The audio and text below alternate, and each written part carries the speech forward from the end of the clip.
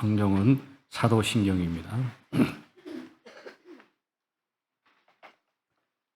전능하사 천지를 만드신 하나님 아버지를 내가 믿사오며 그 외아들 우리 주 예수 그리스도를 믿사오니 이는 성령으로 잉태하사 동정녀 마리아에게 나시고 본디오 빌라도에게 고난을 받으사 십자가에 못 박혀 죽으시고 장사한 지 사흘 만에 죽은 자 가운데서 다시 살아나시며 하늘에 오르사 전능하신 하나님 우편에 앉아 계시다가 저리로서 산 자와 죽은 자를 심판하러 오시리라.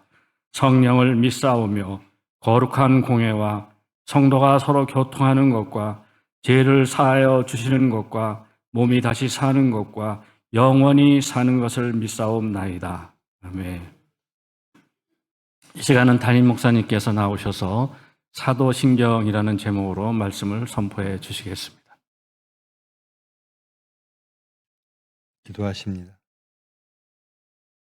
사랑의 하나님, 이 시간 하나님의 말씀 사도신경 함께 하기 위하여 저희들 무릎 꿇었습니다. 저희들의 고백이 진실되기를 원합니다.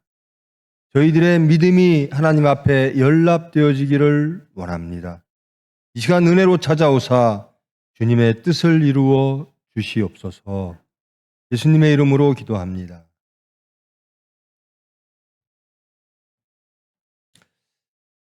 반갑습니다.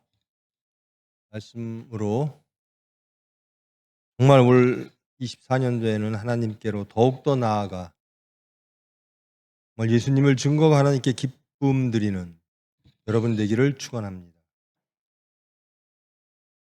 여러분, 1시간 하니까 좋죠? 그리고 짧게 하니까 더 좋죠? 2부 예배가 준비가 돼 있어서 1부가 제가 좀 염려가 돼서 좀 모르죠. 근데 2부 예배는 좀 더 길어서 불만이 많은 것 같아요. 여튼 한 번은 예배를 드리든 두 번 예배 드리든 그게 중요한 게 아니라 진정과 신령으로 예배 드리는 것. 하나님께 나아가는 것이 정말 중요합니다. 진정과 신령으로 예배 드려서 하나님께 기쁨 드리는 여러분 되기를 소망합니다. 새해를 열면서 항상 여러분과 약속한 것, 작년에도 그렇게 했죠. 주기도문으로 시작합니다. 그리고 성민의 길로 끝나는 4시간을 갖게 되죠. 주기도문, 소망의 말씀, 소망 시간을 지난주에 가졌고요. 오늘은 사도신경, 믿음, 우리의 믿음, 소망, 사랑, 그 중에 소망을 했고요. 이제는 믿음의 시간입니다. 사도신경은 말 그대로 예수님의 사도들의 신조입니다. 그들의 고백이죠. 우리의 신앙은 이런 겁니다 라고 사도들이 고백한 것을 우리는 그대로 받아들여 그 고백을 우리의 신앙 고백으로 받아들입니다. 그래서 이 말씀을, 이 사도신경을 공예배에서 우리는 함께 낭독하는 거죠. 이 사도신경은 성경 말씀 중에는 없죠. 사도들이 스스로들 우리의 믿음은 이런 겁니다 라고 고백한 것이니까요. 그리고 이 사도신경은 다 믿음에 관련된 겁니다. 나는 믿습니다.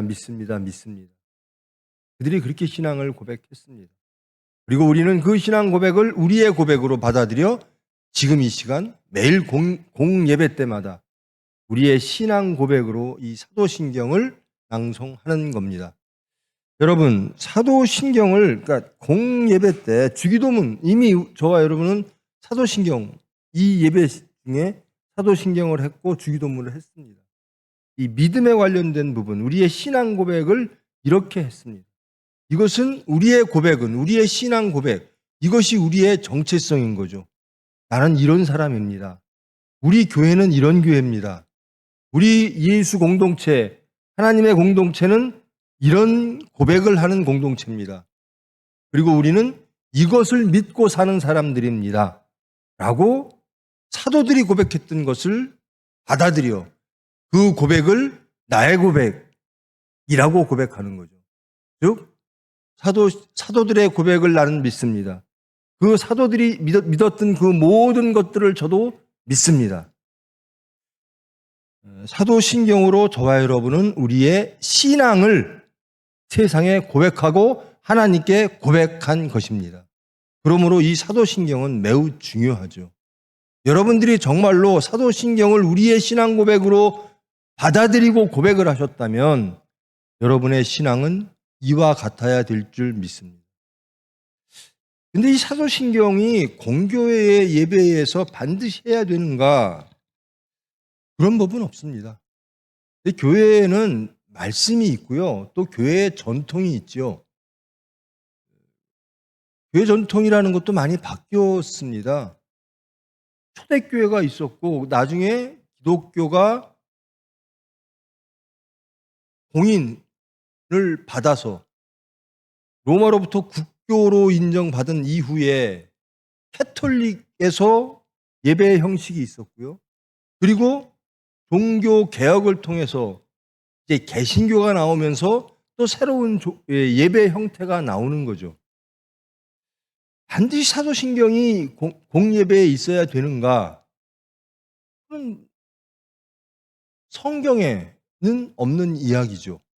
그러나 교회 전통으로 우리는 이 말씀을, 이 사도들의 신조를 우리의 신앙 고백으로 받아들이겠습니다. 공예배에서 우리는 이것을 고백하겠습니다. 라고 하는 것이 기독교의 전통으로 받아들여져서 쓰여지고 있습니다. 근데 지금 이 사도신경을 안 하는 교회도 있어요. 그것이 틀린 것은 아닙니다. 안 하는 이유가 몇 가지가 있죠.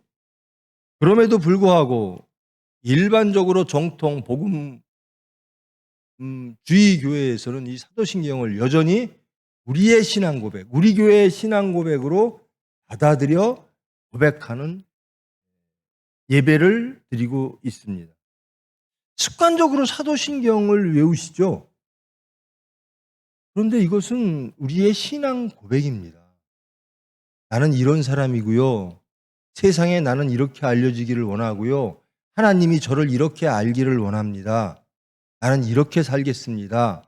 즉, 나는 누구인가? 나는 이런 사람입니다. 정체성을 말하는 거죠. 믿음, 소망, 사랑 그 중에 두 번째, 믿음입니다. 오늘 시간 갖고 있는. 자, 사도신경을 한번 좀 보겠습니다. 첫 번째 좀 띄워주십시오. 전능하사 천지를 만드신 하나님 아버지를 내가 믿사오며, 이것이 첫 번째 단락인데요. 나는 믿습니다. 누구를? 하나님을 믿습니다. 그 하나님은 누구신가? 아버지십니다. 나의 아버지인 하나님을 내가 믿습니다. 이 사도들은 이렇게 고백한 겁니다. 나는 하나님을 믿는데요. 그 하나님은 내 아버지십니다. 그리고 그 하나님은 누구신가? 전능하신 분이십니다. 그리고 그분은 천지를 창조하신 분이십니다.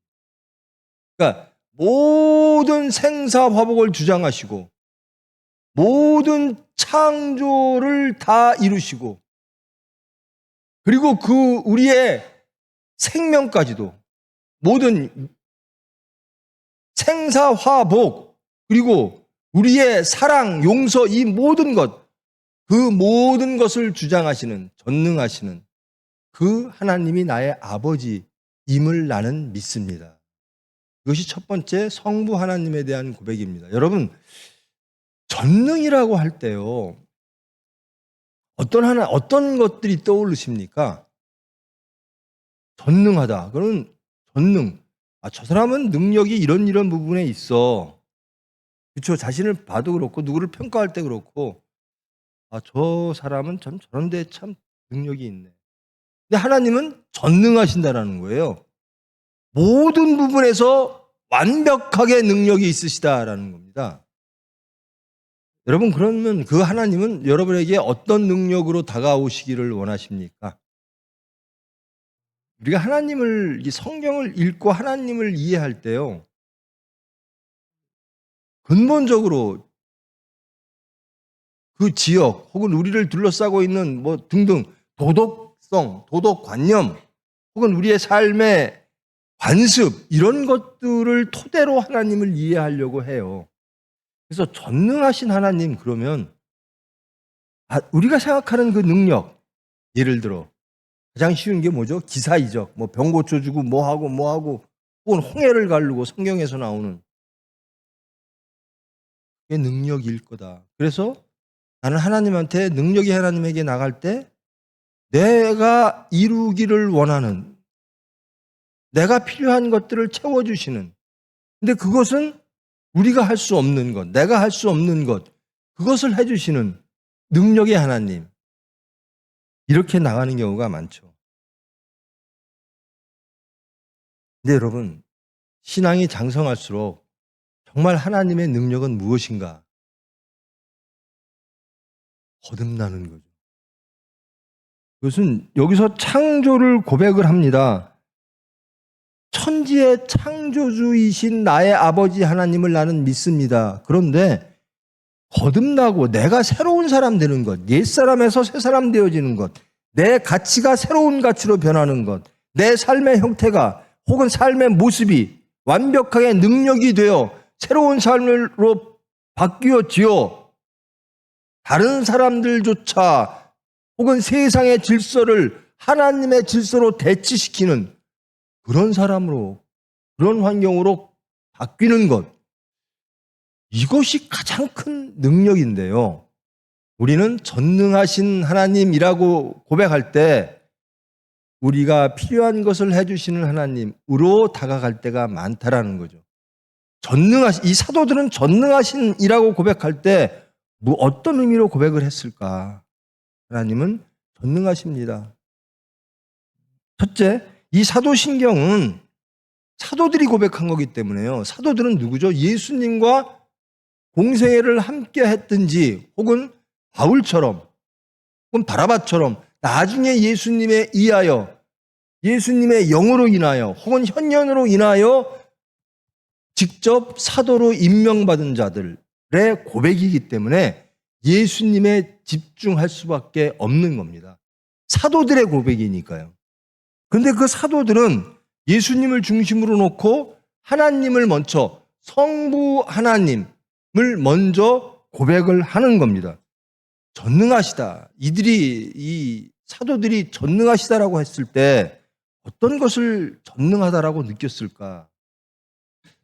여러분은 거듭되는 말씀입니다만 무엇이 능력일까? 하나님은 능력 계신 분인데 전능하신 분인데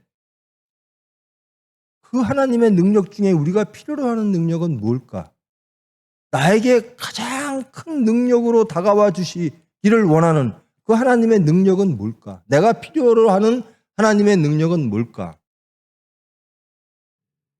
관습처럼 이 신앙 고백으로 사도신경을 합니다마는 사도들은 어떤 마음으로 이 전능하신 하나님이라는 표현을 썼을까 돌아보시기를 원합니다.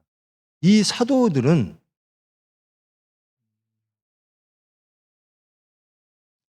예수님을 쫓다가 예수님이 죽으심을 당할 때 다 도망간 사람들이죠.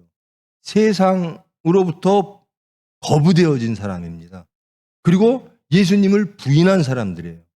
그런데 예수님의 부활을 하신 예수님이 찾아오심으로 그리고 승천하신 예수님을 목격한 그 이후로 이들은 완벽하게 새로운 사람으로 변하지요. 이제는 어떠한 도전에도 예수님을 부인하지 않습니다. 완벽하게 새로운 사람으로 바뀐 겁니다. 저는 그렇게 생각을 합니다. 이 사도들이 성부 하나님을 고백할 때 전능하신 하나님이라고 고백할 때 제가 이렇게 됐습니다. 저를 이렇게 만들어주신 하나님. 저를 새롭게 만들어주신 하나님. 예전에는 도망가고 예전에는 부인하고 예전에는 내 생각으로 하나님을 이해하고 예수님을 따랐으나 이제는 오로지 하나님의 뜻대로 하나님의 나라를 위하여 따라가는 저로 변화시키신 하나님. 즉 하나님의 나라를 이루시는 하나님이라는 겁니다. 우리가 원하는 걸 이루어 주시는 하나님이 아니라 하나님이 원하시는 하나님의 나라를, 그의 의를 하나님의 의지로 이루어 주시는 분, 전능하신 하나님. 거기에는 뭐 여러 가지가 있을 수 있습니다. 정말 용서 못하는 사람이 용서하게 됐다. 저는 가장 큰 능력이 그거거든요. 사랑하는 게 가장 큰 능력이라고 생각하는 사람인데요.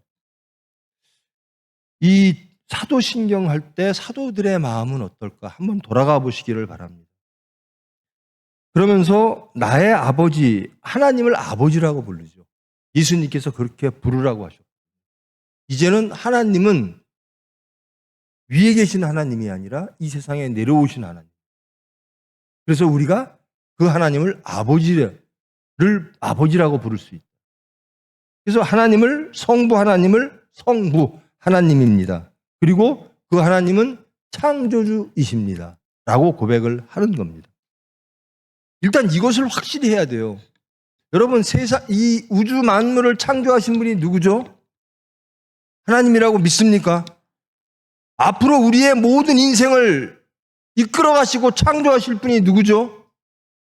여러분의 자녀의 미래를 이끌어 가실 분이 누구시죠? 우리는 그렇게 고백을 하는 겁니다. 전능하신 하나님. 가장 아름답게 우리의 자녀를 이끌어 주실 하나님. 그 하나님을 믿습니다. 그 하나님은 창조의 하나님이십니다. 그러면서 이제 올려주십시오. 예수님에 대하여 쭉 나옵니다. 성자 하나님. 그 외아들 우리 주 예수 그리스도를 믿사오니, 첫째는 성부 하나님을 믿고 두 번째로는 성자 하나님을 믿습니다. 나는 예수님을 믿습니다. 근데 그 예수님은 누구시죠? 뭐라고 설명을 하죠? 그 예수님은 우리의 주입니다. 내 주인이십니다. My Lord, 나의 주인이십니다. 그리고 그 예수님은 메시아십니다. 우리가 그렇게 기다려왔고 하나님께서 이 세상을 구원하시기 위하여 보내신 메시아십니다. 그리고 그분은 또 누구신가? 하나님의 외아들이십니다.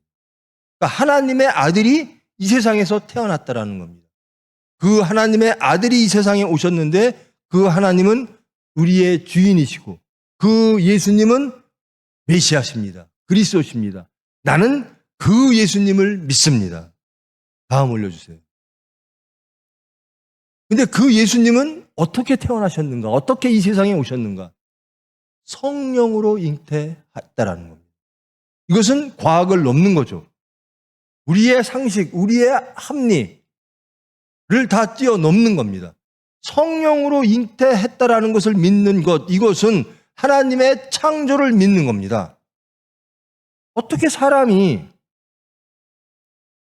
성령으로 잉태할 수가 있지? 마리아는 여기 보면 동정녀 마리아입니다. 동정을 갖고 있는 순수한 처녀인 겁니다. 남자를 모르는 일반적인 아기의 출산 과정을 거치지 않고 성령으로 잉태했다라는 겁니다. 그래서 동정녀 처녀인 마리아에게 태어났다. 그러니까 예수님이 이 세상에 오셨는데 그 예수님은 하나님의 아들이시고 그 하나님은 나의 주인이시고 그 하나님은 메시아인데 그 하나님의 탄생은 어떤가? 성령으로, 하나님의 영으로 잉태되었다. 믿으십니까?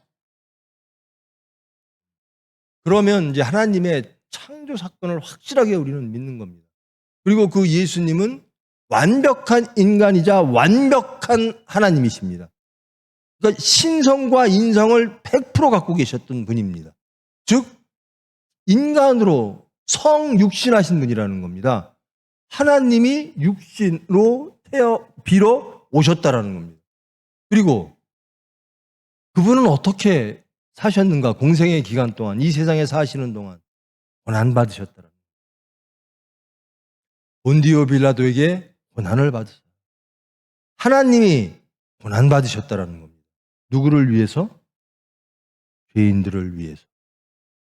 하나님의 자녀를 위해서. 하나님이 사랑하시는 모든 인류를 위해서 무죄한 자가 죄인 대신 고난받으셨다라는 거예요. 그리고 죽으셨습니다. 십자가에 못 박혀 죽으시고. 다음, 장사한 지 사흘 만에 죽은 자 가운데서 다시 살아나시며.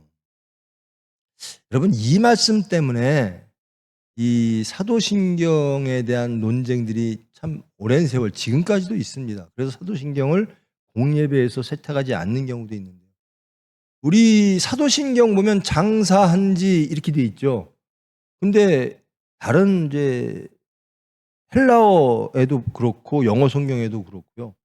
장사하여 지옥에 가신지 이렇게 되어 있습니다. into hell, 지옥에 내려가신지. 그래서 우리는 이제 장사한 지 사흘 만에, 장사한 후 지옥에 가신 후에 이렇게 안 하죠. 근데 그렇게 되어 있는 성경이 있었다라는 겁니다. 그리고 그것이 이제 그런 사도신경이 후에 우리들이 그것을 삭제한 거죠. 이 부분 때문에 사도신경이 과연 우리의 신앙 고백으로 마땅한가에 대한 시비거리가 계속 있어 왔습니다. 근데 그것은 완벽한 죽음, 그것은 이해하기 나름입니다. 해석의 문제지 본질의 문제는 아니라는 거죠.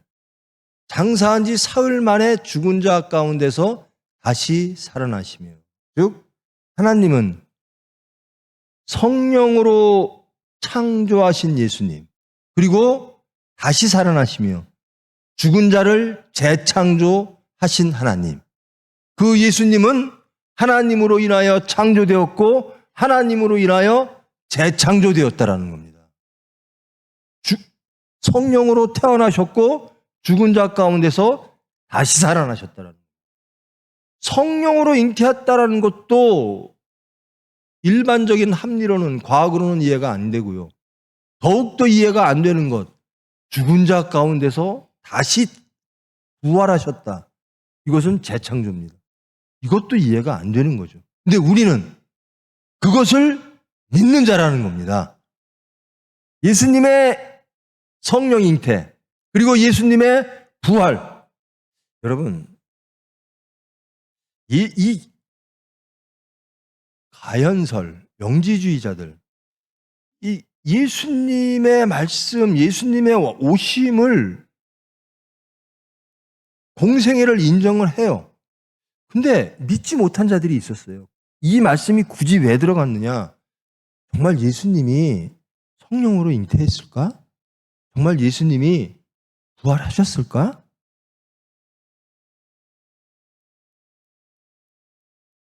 로마 총독에 의하여 십자가에 못 박혀 죽으신 건 확실한데, 그 후로 며칠 후에 소문이 늘기 시작합니다. 예수님이 부활했대.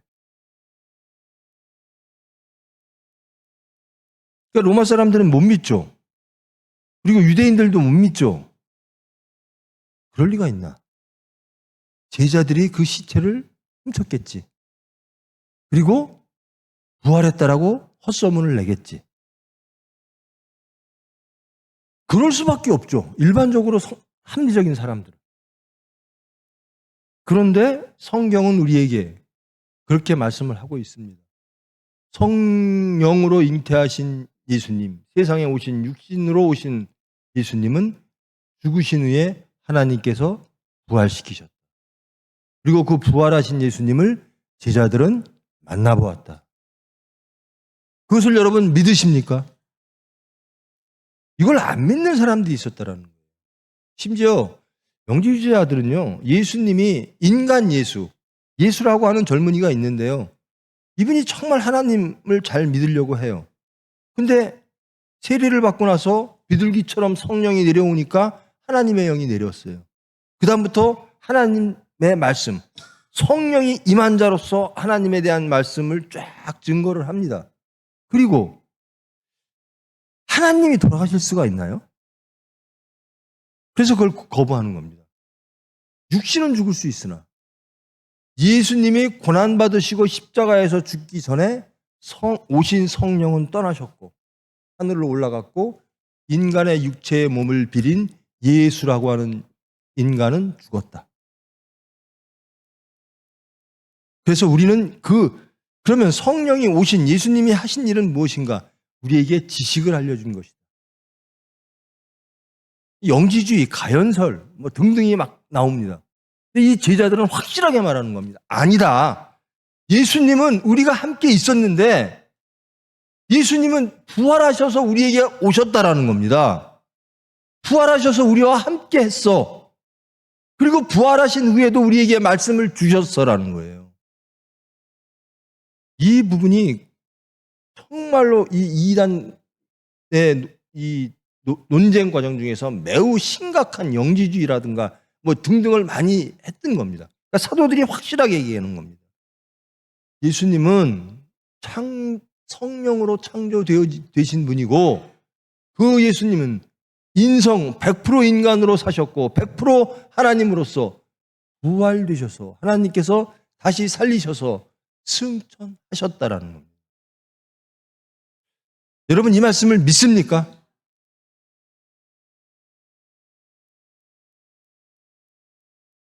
그리고 그 하나님, 그 성자 하나님은 지금 어디 계시는가? 올려주십시오. 사흘 만에 죽은 자 가운데서 다시 살아나셔서 하늘에 오르셔서 승천하셨습니다. 그리고 전능하신 하나님, 성부 하나님 우편에 앉아 계십니다. 그리고 거기로부터 사환자와 죽은 자를 심판하러 오실 겁니다. 즉 재림이 약속되어지는 겁니다. 심판은 누가 하시죠? 성자 하나님 예수님의 재림 때 심판이 열린다라는 겁니다. 하나님의 나라가, 하나님의 통치가 그때로부터 확실히 열려지는 거죠. 그래서 우리는 그 나라를 예수님이 오심으로 지금부터 열려진 천국을, 그러나 아직 완성되지 않은 천국을 누리고 앞당겨서 누리고 사는 겁니다. 그 예수님, 내가 믿는 예수님은 어떤 분이신가? 부활하신 예수님. 그리고 하늘에 오르사 하나님 옆에, 성부 하나님 옆에 앉아 계시다가 언젠진 모르나 거기로부터 우리에게 오셔서 산 자와 죽은 자까지도 심판하러 오시리라. 예수님은 분명히 오신다라는 겁니다. 언제 오실지 모르죠.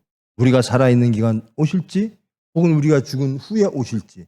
그러나 산 자와 죽은 자는 반드시 예수님에 의하여 심판받는다라는 겁니다. 그걸 믿으십니까? 전 이 말씀을요, 우리는 막 쉽게 막 낭송을 하는데요. 이걸 볼 때마다 두려워요. 즉, 우리는 하나님 앞에 서야 된다는 겁니다. 언젠가는. 예수님 앞에 서야 된다는 거예요. 무엇하는 사람? 심판대 앞에 서야 된다는 거예요. 근데 그 예수님은 검사로서 우리 앞에 쓰지는 않으시는 거예요. 변호사로서 쓰신다는 거예요. 어떻게든지 우리를 변호하시고 어떻게든지 우리를 구원하실. 그러나 이 말씀은 두려운 겁니다. 말씀 안에 살지 않으면 우리는 언젠가 분명히 심판 안에 있을 수밖에 없다. 그리고 심판도 현재입니다. 나에게 어둠이 왔어. 그게 지옥입니다. 그게 심판입니다. 천국이 지금 예수님의 오심으로 천국이 열렸듯이 예수님이 오심으로 심판도 열렸습니다. 즉 예수님의 말씀대로 살지 아니할 때, 복음대로 살지 아니할 때 우리에게는 어둠이 옵니다. 지옥이 옵니다. 예수님을, 하나님을 부인하는 삶을 살게 됩니다. 이미 천국과 지옥은 열린 겁니다. 다음 말씀. 그 다음에 믿는 게 뭐냐? 나는 믿습니다. 성령을 믿습니다. 즉 무엇을 믿죠? 성부 하나님, 성자 하나님, 성령 하나님. 삼위일체 하나님을 믿습니다. 이 말씀이 사도들이 이 신조를 해석 예배에 받아들여진 이후로 나중에 100년, 200년, 한 300년 후에네요. 니케아 공의회라든가 콘스탄티노플 공의회 이런 데서 로마에서 이제 국교로 삼은 후에 이 삼위일체론이 나옵니다. 하나님은 그럼 도대체 아버지 하나님도 있고 아들 하나님도 있고 성령 하나님도 있는 거야? 이러면서 이제 삼위일체 하나님이 한 분, 세 분이시나 위가 틀린 거예요. 그러나 체는 하나다. 삼위일체 하나님.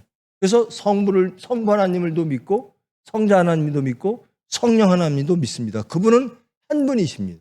근데 사도들은 중점으로 내가 믿는 분은 누굽니까? 라고 고백하죠. 성자 하나님. 자기가 공생애 동안 함께한 그 예수님에 대한 고백입니다. 그 예수님은 이러이러했습니다. 왜 이런 고백을 했을까? 그 당시로 다시 돌아가면 거기에 대한 도전들이 많았다는 겁니다. 정말 예수가 하나님이야? 정말 예수가 메시아야? 그리스도야? 정말 예수가 부활했어?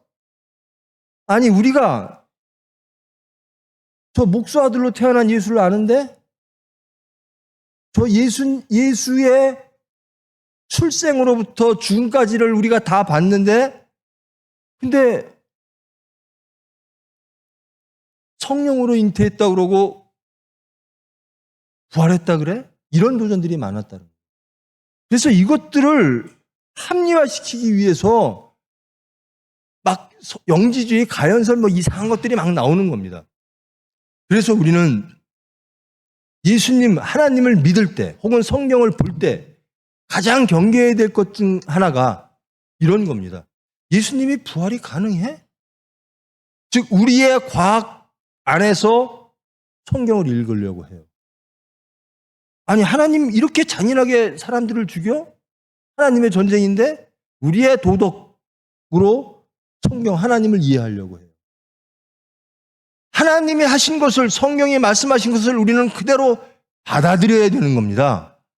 근데 자꾸 의심하는 거예요. 그러면서 이 하나님, 이 예수님은 믿을 만하고 이 예수님이 한 일은 참 좋은데 내 합리에 맞지를 않아. 그래서 가공을 하기 시작합니다. 그 예수님이 성령으로 잉태하신 건 아니고, 그래서 잉태 부분에서 어떻게 바뀌냐면 예수님이 세례받고 나서 성령이 비둘기같이 내릴 때 이때 하나님이 이때부터 메시아 역할을 했다. 그리고 십자가에 죽기 전에 성령은 떠났고 인간 예수는 죽었다. 이렇게 합리화를 시키는 겁니다. 우리의 이해 안에서, 즉 하나님을 이해할 때 우리의 이해 틀 안에서 하나님은 계셔야 되는 거예요. 이것이 이단입니다. 이것이 위험한 거죠. 지금도 마찬가지입니다. 우리의 틀 안에서 자꾸 세상의 풍조가 이런데 성경을 이렇게 이해해야 되지 않겠어? 아닙니다. 성경은 하나님의 메시지고 그 하나님께서 창조하신 우리는 그 말씀대로만 살아야 되는 겁니다. 우리 스스로 하나님을 이렇게 해석하고 저렇게 해석하고 우리의 이해대로, 우리의 과학의 발전대로, 우리의 합리대로, 우리의 가치와 질서대로 하나님을 이해해서는 안 되는 겁니다. 에이, 뭐 예수님 이거 이래야 되지 않겠어? 이래야 되지 않겠어? 아니에요. 우리의 이해대로. 그래서 제가 그 성회 때도 말씀을 드렸는데요. 하나님을 자꾸만 우리가 만들려고 해요. 인위적으로. 내가 필요한 하나님, 혹은 내 가치관에 맞는 하나님, 내 도덕관념에 맞는 하나님, 혹은 내 정치적 신념에 맞는 하나님으로 바꿔요. 왜 예수님이요? 뭐 예전에는 혁명투사가 됐다가 남아메리카에서는 뭐 예수님을 자기들의 그 시대 상황과 신념과 뭐 이런 것들 다 맞추는 거예요.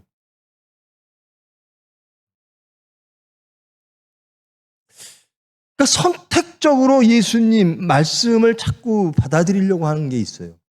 예수님의 오심과 죽으심과 부활 사건조차도 인간들의 합리 안에 하나님의 행위를, 섭리를 선택적으로 받아들이는 겁니다. 굉장히 위험한 거죠. 그래서 이 사도들은 확실하게 이것을 해두는 겁니다. 예수님은 어떻게 오셨는가? 성령으로 오셨다. 예수님은 어떻게 가셨는가? 부활하셔서 천국으로 가셨다. 즉 이분은 메시아이셨고 하나님이셨고 이분은 다시 오셔서 산 자와 죽은 자를 심판하러 오실 하나님이시다라는 겁니다. 여러분 이 말씀을 믿으십니까? 제발 부탁드리는데요. 기독교 이 말씀을 왜곡시키는 가장 위험한 것이 예전부터 이 복음, 이 생긴 예수님이 가신 이후로부터 이 예수님을 어떻게 소개하고 어떻게 이해해야 될까 하는 부분들이 지금까지도 이어집니다. 우리 뜻대로 우리가 원하는 예수님은 없습니다. 스스로 계신 예수님만 계신 겁니다. 그 예수님의 뜻대로 우리는 살아야 되는 겁니다. 근데 우리가 원하시는 예수님을 자꾸 만들려고 해요. 여기에 확실하게 사도들은 이것만은 안 된다라는 겁니다. 성육신하신 예수님. 믿으십니까? 부활하신 예수님. 믿으십니까? 이를 통해서 하나님은 일하셨다라는 겁니다. 그러니까 우리의 고백은 이래야 되는 거예요. 그리고 성령을 믿습니다. 그 다음에 거룩한 공예와 이 교회죠. 성도가 서로 교제하는 것과 이것도 굉장히, 그러니까 교회 생활이 굉장히 중요한 겁니다. 이 성경은요, 우리는 개인을 얘기하지는 않습니다. 예수님은 항상 공동체를 얘기하십니다. 교회 공동체, 예수 공동체. 우리는 개인으로 존재하나 공동체로서 교회를 성립하고 하나님께, 예수님께 나가기를 예수님은 원하십니다. 성도가 서로 교통하는 것. 여러분, 성도가 서로 교통하는 게 뭐죠?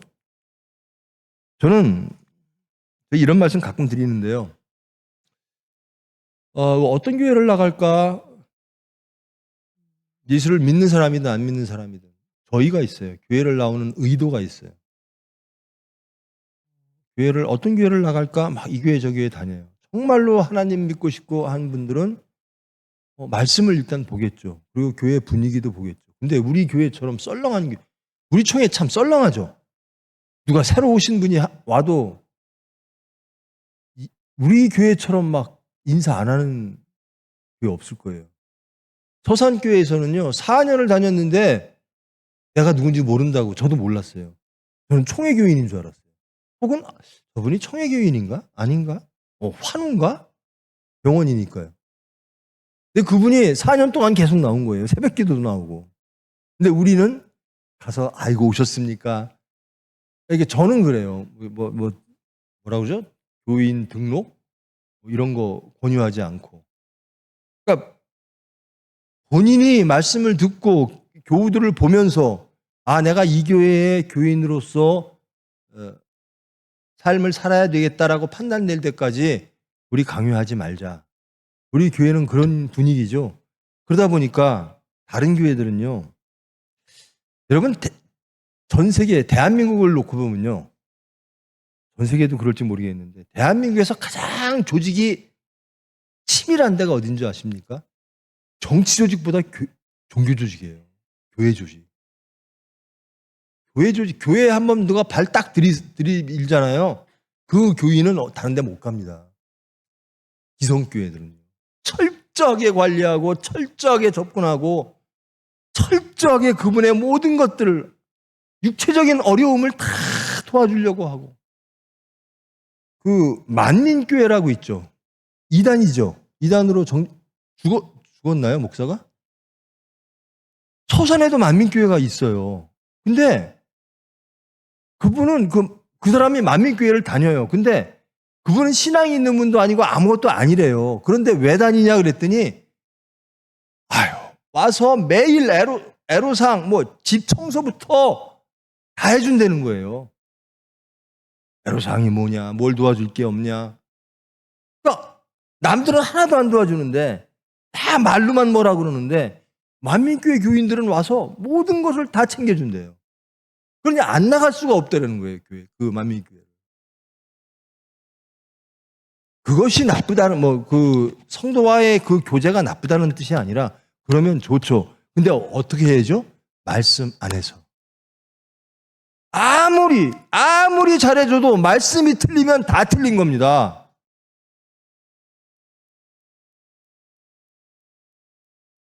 말씀 안에서 여러분 성도가 좀 교제하기를 정말 바랍니다. 우리 교회는 좀 서울교회는 안 그런가요? 서산은 좀 썰렁해요. 와도 누가 누군지도 모르고 제가 또 눈썰미가 없어서 그런 것도 있지만, 첫째, 말씀으로 갑시다. 두 번째, 성도의 교제, 말씀 안에서 성도의 교제를 합니다. 사도들은 이렇게, 사도들이 제일 먼저 한 게, 사도들이 집사를 세운 이유가 뭐죠? 밥 챙기기 어려워서예요.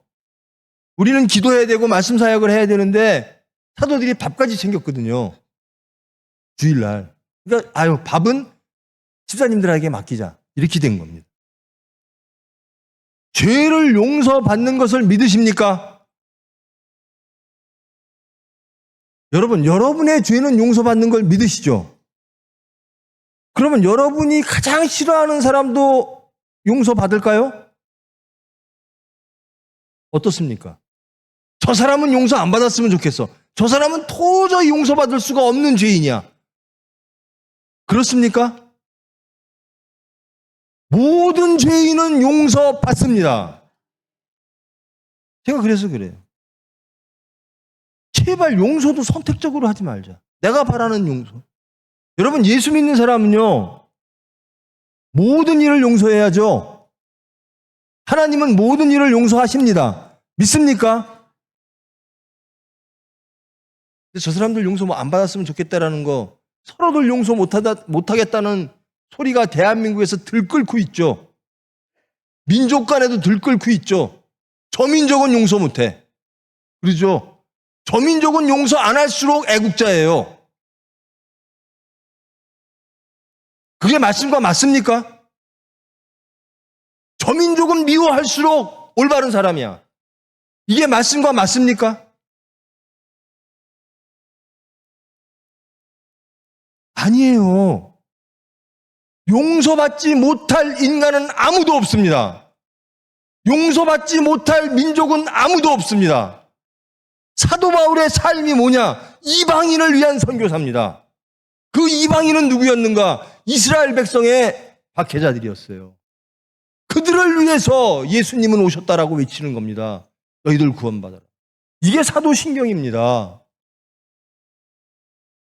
우리가 이렇게 고백을 한다면, 신앙 고백으로서 이 사도신경을 받아들인다면 우리는 이렇게 살아야 돼요.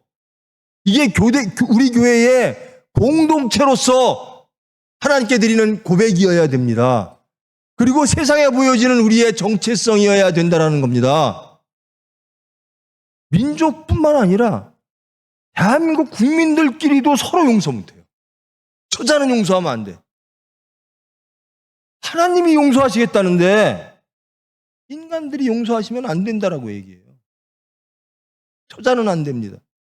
예수님은 용서해달라고 변호사로서 일어섰는데 우리는 세상에서 검사로서 살아요. 몸의 부활과 영생을 믿습니다. 몸의 부활을 믿습니까? 우리는 언젠가요, 죽은 자도요, 몸의 부활이 돼요. 그리고 영원히 사는 삶이 됩니다. 예수님이 오시고 아직 이루어지지 않은, 이미 시작되었으나 아직 이루어지지 않은 그때 이 모든 것들이 이루어질 줄 믿습니다. 그러니까 여러분이 이 사도신경을 외울 때요, 나는 이렇게 믿는 사람입니다. 나는 하나님을 믿는 사람이고요, 예수님을 믿는 사람입니다. 그 예수님은 이러한 분입니다. 그리고 성령님을 믿습니다. 그리고 교회를 믿습니다. 교회가 하나님의 도구로서 쓰여지는 것을 믿습니다. 성도의 거룩한 교제를 믿습니다. 하나님이 죄 사하여 주시는 것을 믿습니다. 영원히 사는 것을 믿습니다. 우리는 무엇을 믿고 사는 사람인가? 우리는 고백하는 겁니다. 우리는 이것을 믿고 삽니다. 자, 여러분, 이 시간 한번 돌아보십시다. 우리는 무엇을 믿고 사십니까? 우리가 믿는 것이 무엇입니까? 우리가 예배 때마다 고백하는 우리의 신앙 고백이 이 사도신경의 내용입니다. 우리는 사도신경으로 우리의 신앙을 고백합니다. 하나님께 고백하고 세상에게 고백하고 우리를 항상 되돌아보게 합니다. 나는 누구인가? 이렇게 믿는 사람. 그것이 저와 여러분입니다. 이 사도신경을 돌아보시면서 우리는 사도들이 고백한 이 신조가 나의 신조입니다. 그리고 나는 나의 정체성은 이것입니다. 나는 이것을 믿고 삽니다. 영원히 믿는 사람으로 하나님 앞에 서기를 원합니다. 기도하시면서 이 사도신경이 나의 신앙 고백으로서 세상에 우뚝 서서 예수를 증거하고 하나님께 영광 돌리는 경건한 능력으로 우리의 고백이 쓰여질 수 있도록 간구하는 여러분 되기를 축원합니다. 기도하십니다. 사랑의 하나님, 하나님의 말씀을 받았습니다. 사도들의 신경, 신조를 함께 했습니다. 삼위일체 하나님, 그 하나님을 저희들은 믿습니다. 진정 삶 속에서 믿기를 원합니다. 성부와 성자와 성령 하나님을 우리의 삶 속에서 믿음으로 우리의 삶이 믿음의 삶이 되어지고 그 믿음으로 우리의 정체성이 세상에 드러나지고 그리하여 거룩한 백성으로 하나님의 백성으로 믿음의 사람으로 언약 백성으로 살기를 원합니다. 예수님의 재림 그날 정말 환희로 희락으로 그 예수님을 맞이할 수 있는 우리의 삶 속에서 매일매일이 천국의 삶을 누리는 예수님의 재림의 부활로 응답하는 저희들의 삶이 될 수 있도록 그리고 우리의 모든 삶이 우리의 이 신앙을 고백하는 사도신경의 말씀처럼 이루어질 수 있도록 주님 은혜로 주장하여 주시옵소서. 예수님의 이름으로 기도합니다.